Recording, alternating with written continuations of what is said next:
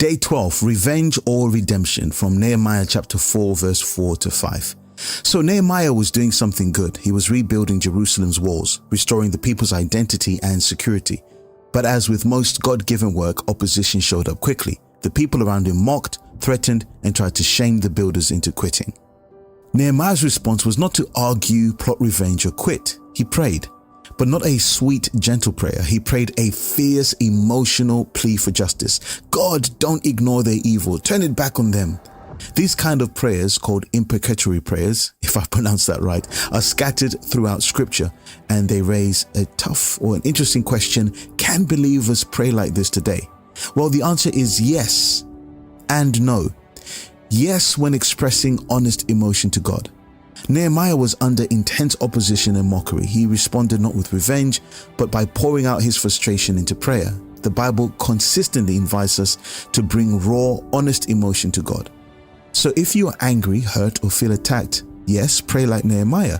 Tell God the truth about how you feel, longing for justice and not personal revenge. You can ask God to bring justice, to stop evil, and to defend the innocent. The key is surrendering the outcome to God, not taking revenge yourself. Romans 12:19 reminds us, do not take revenge. Leave room for God's wrath.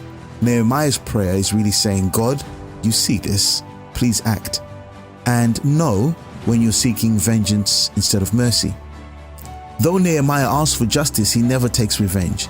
As we follow Christ, our prayers must also reflect his teaching. Love your enemies. Pray for those who persecute you. Jesus himself and Stephen the martyr prayed for their killers' forgiveness.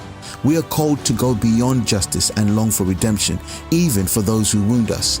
Nehemiah's prayer teaches us to be emotionally honest, spiritually bold, and Christ-centered in how we respond to opposition. So, 3 practical applications. Number 1, bring it all to God. Don't edit your emotions. God is your safest place to vent, cry, and ask hard questions. You're expressing, not acting on your anger. Number 2, pray for justice with humility. Ask God to act, but trust his character. Don't let your pain harden into hatred.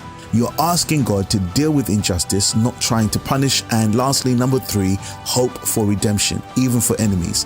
The same mercy that saved you is still offered to them. That's the gospel.